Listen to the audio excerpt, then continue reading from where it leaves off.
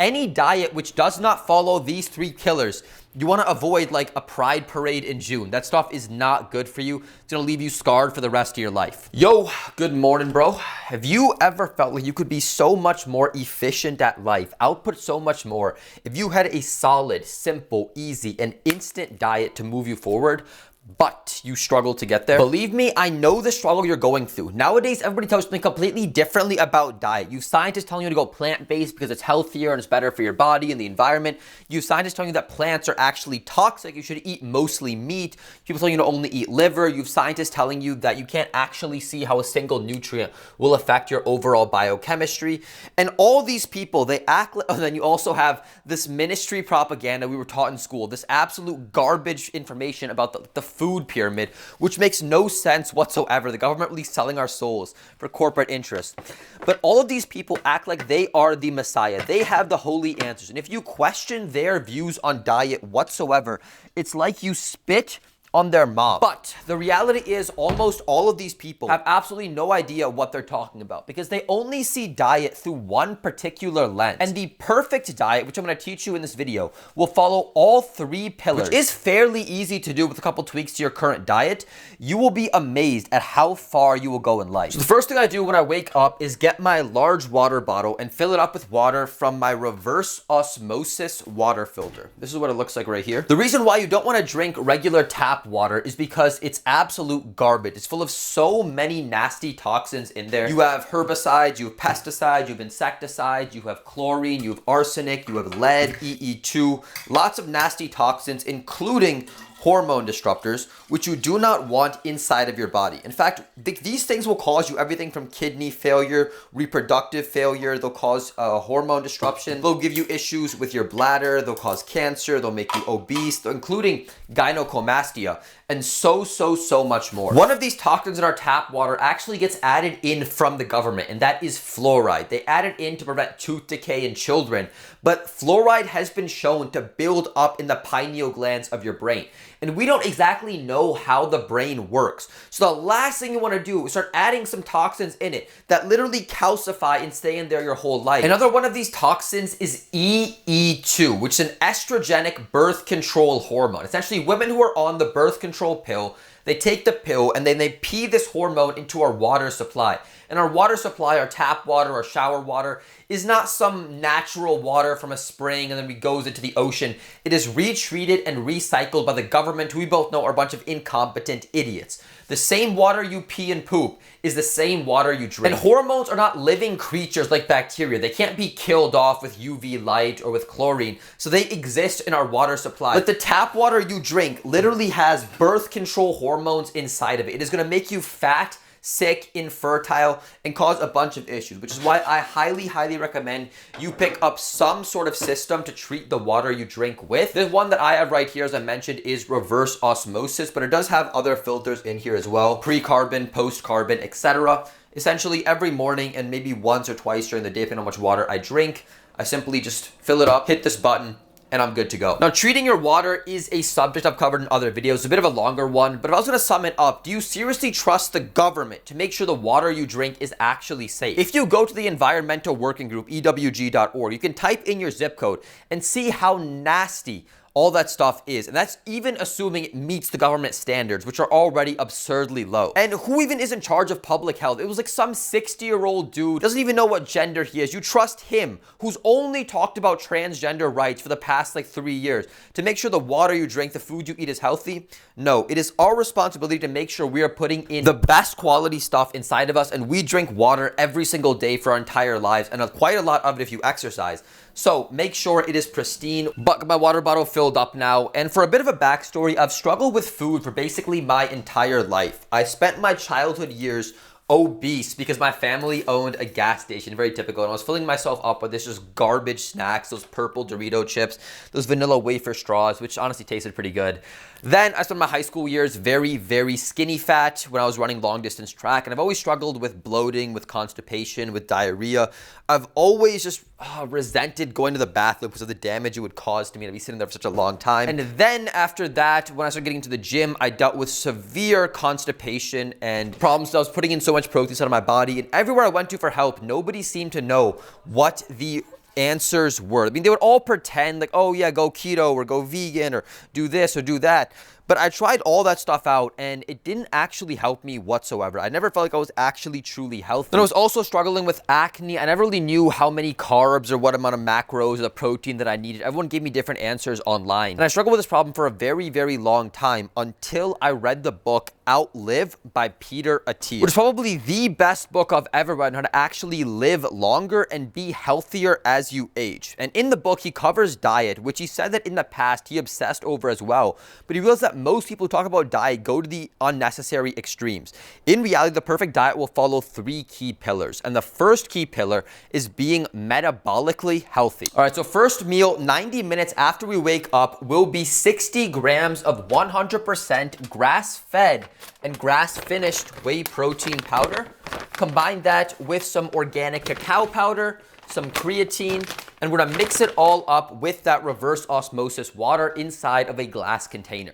Now, being metabolically healthy is a fancy way of saying that the foods you eat cannot affect how your body functions and how your body communicates with itself negatively. For example, foods that are full of excess sugars are just bad for you. I don't know why this is like a debated topic, but sugar will raise your insulin levels, basically prevent your hormones, aka your body's like chemical messaging system, from talking to itself. It'll lower your testosterone, so foods high in sugar are not part of a perfect diet. Another example are fast foods, fried foods, or pre-processed packaged snacks. These contain seed oils that come from inedible plants like soybean or canola oil. They're made from refined carbs, refined grains. In the refining process, they also lose a lot of their vitamins, minerals, fibers. These make your body incredibly inflamed, which increases your risk of chronic diseases, cancer, heart attack, etc., and also cause excessive weight gain. So these are not metabolically healthy. Another example is soy. Soy is a phytoestrogen. It will raise your body's estrogen levels and tank its testosterone to absurdly low amounts. Do not be consuming soy, regardless of whatever propaganda you hear about it being healthy. Soy is a straight toxin. Now, generally speaking, the best way to tell if a food is actually metabolically healthy is to ask yourself, is this a whole food I can chew and name? Potato, celery, broccoli, chicken breast, T-bone steak. Anything that comes pre-made, it's pre-packaged, it's in plastic, it's one of these like fake healthy food, so like a plastic container. Oh, it's plant-based, some garbage like that. You do not want to be putting inside of your body. Stick with whole foods you can point to and name, and you basically cross off this list of being metabolically healthy. However, there are some toxins that get sprayed on foods you should be aware of. Herbicides, pesticides, insecticides, which will cause a ton of damage to your body. For example, atrazine is the second most common herbicide we use in the United States, and it is so dangerous, it is completely banned in all of Europe. So the best way to get around that is to buy organic foods, because these are required to be free of synthetic herbicides, pesticides, and insecticides. Yes, the synthetic stuff allowed us to feed the world at a very cheap price and saved us all from hunger and all this stuff. We are not villagers, though. We hold ourselves to higher standards. Sure, it costs more money, but you know your health is well worth it. This is absolutely delicious. But let's break it down.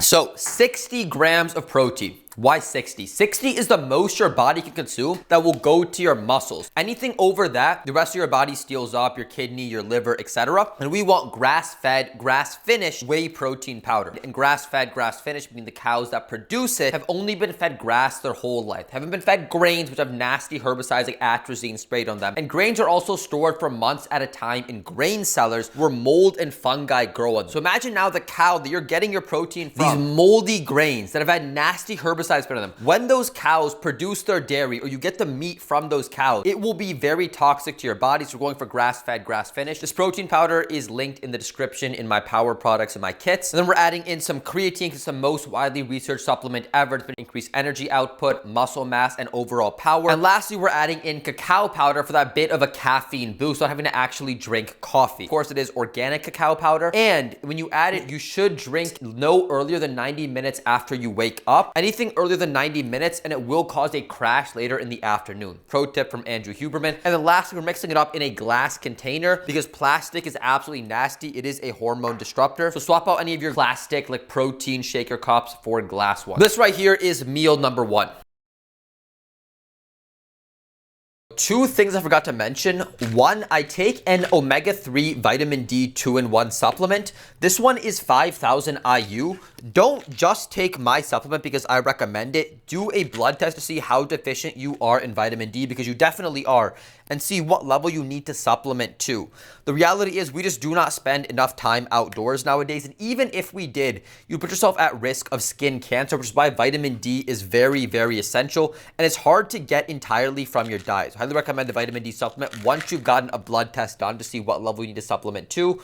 And then omega-3s are shown to reduce estrogenics in your body, which are just hormone disruptors. Then additionally, I take a chewing gum supplement like 24/7, because our ancestors spent about 1/3 of their day just chewing tough, hard foods, tree bark, fibrous vegetables, tough meat.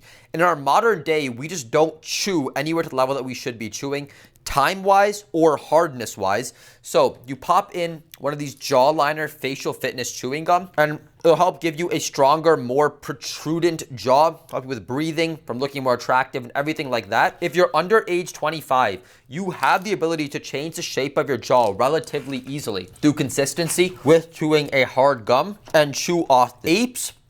Chimpanzees are not our ancestors, because we are technically apes. They still spend over 1/3 of their day chewing.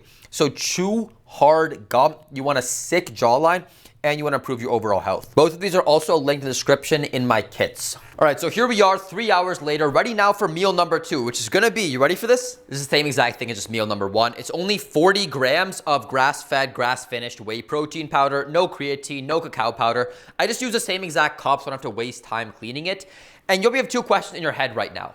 Number one, why are we consuming so much protein? And number two, why have we not eaten any actual real food? So on the second question first, I don't like eating a heavy meal or any meal at all earlier on in the day. It leaves me feeling lethargic, leaves me feeling bloated, leaves me feeling lazy. Some people do like eating a big breakfast, get fueled up, and I just am not one of those people. I really, truly love intermittent fasting. I feel phenomenal when I'm on it. So I would prefer not to eat anything, but the second key pillar to a perfect diet is to have an adequate amount of protein inside of you, which is 1 gram of protein per pound of body weight. This is because protein allows you to do two very important things. Number one, gain muscle mass, and number two, maintain the muscle mass you have, which is especially important as you age. Having muscle mass will allow you to burn calories at rest. It'll allow you to protect your bones and your joints. It'll also help your stability, your cognitive function, and your overall body functioning. And it'll help you repair cells and tissues, which will prevent you from chronic diseases, cancer, strokes, heart attack, and it reduces the inflammation in your body, which causes chronic diseases like cancer, strokes, and heart attacks. Right now, I'm about 175 pounds. So I had 60 grams of protein first meal. I have 40 grams of protein this meal, so it's 100 grams. That means now for the rest of the day, I only need 75 grams of protein to hit my 1 gram of protein per pound of body weight goal. Any diet that compromises protein will set you up to die sooner, and it is not healthy.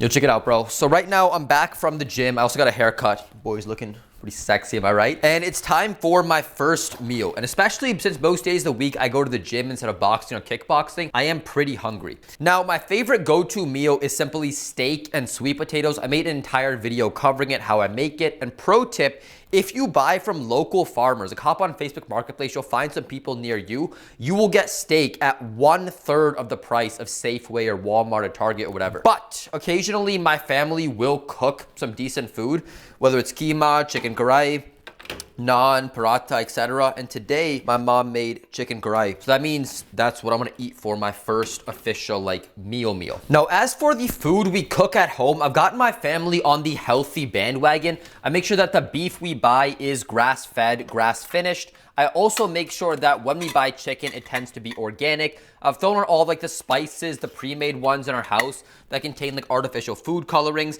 I get my mom to cook in olive oil or grass-fed butter, not with some nasty soybean or vegetable oil garbage. And I do my best to ensure that whatever spices come in or whatever miscellaneous stuff we have is the highest quality. So for example, here we have paratha, which is just, if you don't know, it's just flour bread, kind of like a tortilla, but a Pakistani version. It is made from grains, which is an L, but I make sure the grains we get are organic and the best possible ones.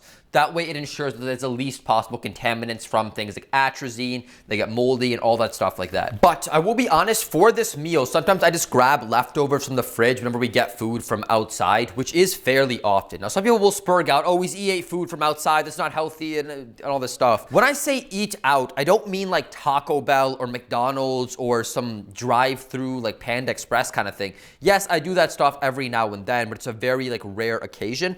I'm talking about we go to some kebab house, we go to a desi restaurant, and there are leftovers. Now, yes, that is not the healthiest type of food because likely it was cooked with vegetable oils. It likely has food dyes in it, and it's not organic chicken. Also, the grains it comes from is probably not organic either.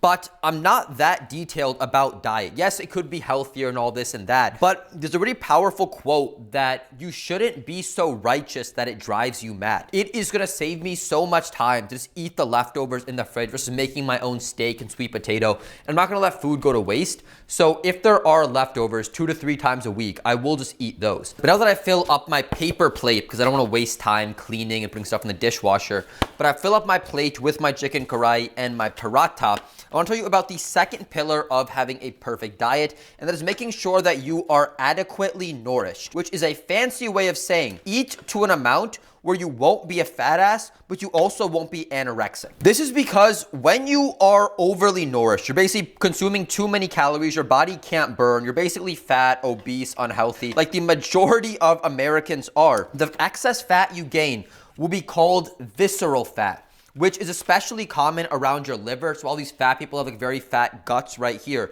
And that is the absolute most toxic possible fat you could have, because that skyrockets your risk of chronic diseases, Alzheimer's, and death. You do not want to be obese. You will die sooner and you will live a miserable existence. Also, quick pro tip, use a silicone food cover. Do not use a plastic one. The last thing you want to be doing is heating up plastic.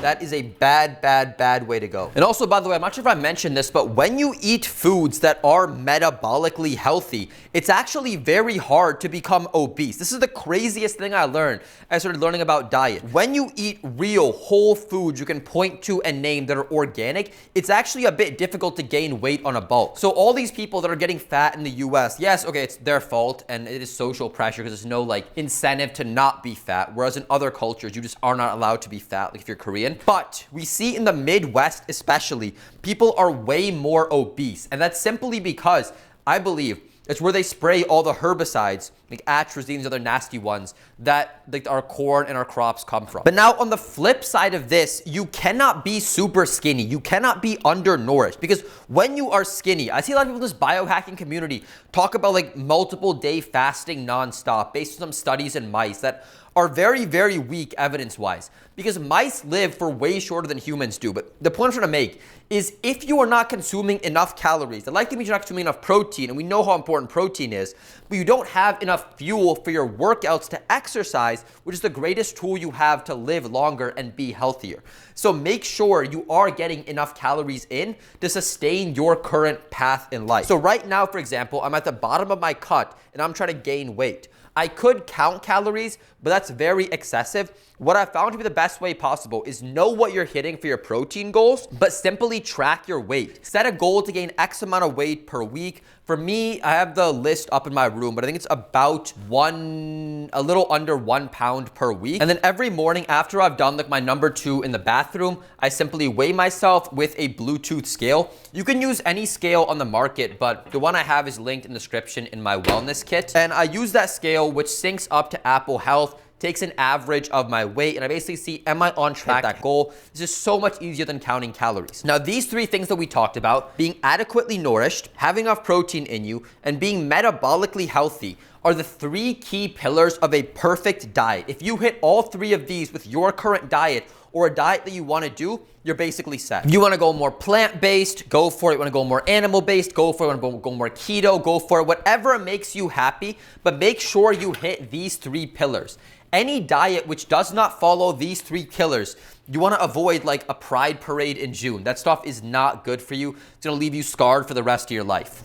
Yo, check it out, bro. Last meal of the day, we are going to eat, or actually, shall I say, drink some eggs. Now, eggs, you already know, are a fantastic source of vitamin D, of protein, of cholesterol, of zinc, of all the good, amazing omega-3s, all the good, amazing stuff your body needs, and especially will help you in the production of testosterone. But when you consume eggs at night, hour or two before bed, your body can utilize these nutrients way more than compared to earlier on in the day. And the way I eat my eggs, I take the egg, take my cup, crack the egg into a cup, just like that. Delicious. Do that 4 or 5 eggs, and I've crossed off the last section of my perfect diet, which is getting my protein in. So you add it up throughout the day, 60 grams of powder, another 40 grams of powder, then the chicken, then about 6 grams of protein per egg, 4 to 5 eggs. Comes out to my body weight, 174-ish pounds right now. All right, 4th egg. Now, the best eggs you can buy will be organic, pasture raised, and certified humane. If you check all 3 of those labels, you have the best eggs in the entire world.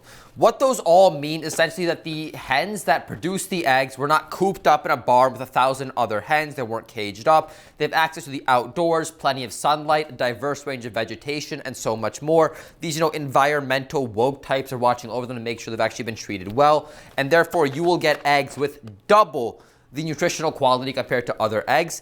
However, it is very hard to find all 3. The ones at Safeway, the best ones I've found near me, are pasture raised and certified humane. Where it is? Certified humane label right there. I have not found organic pasture raised and certified humane, but at the very least, get pasture raised eggs. Those will be a phenomenally better type. And then on top of that, when you don't actually cook the egg, you get 20% more nutrients because 20% of it is lost in the cooking process.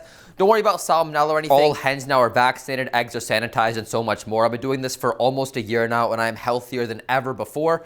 And when you don't actually cook the egg, you're not wasting time cleaning the pan, adding salt and pepper, putting it in the dishwasher. There's no cleanup required. I usually have a paper cup, but today I just have a glass one, so I have to wash this in the dishwasher like a peasant. But in short, that is what I eat in a day, and that is the 3 key pillars of a perfect diet. I know I didn't cover like a ton of stuff in this video, but focus more on what I didn't put into my body. I'm not eating pre-processed, garbage, pre-packaged food that's in plastic. I'm not eating grain-fed protein powder. I'm not consuming stuff that has food dyes. I'm eating whole foods I can point to and name, and doing my best to keep it reasonable in our world. Anyone can easily, and anyone who does follow these 3 key pillars will move phenomenally further in life. They'll make big strides forward because your diet has a massive impact, everything from your performance in the gym to your mood and so much more. All right, give this stuff a shot. I'm wishing you the absolute best. Try it out, a couple tweaks here or there. Maybe switch your protein to grass-fed, maybe try the egg thing. You never know just how much better your life may feel. Anyway, bro, wish you the absolute best. You're one step closer, and I'll talk to you tomorrow.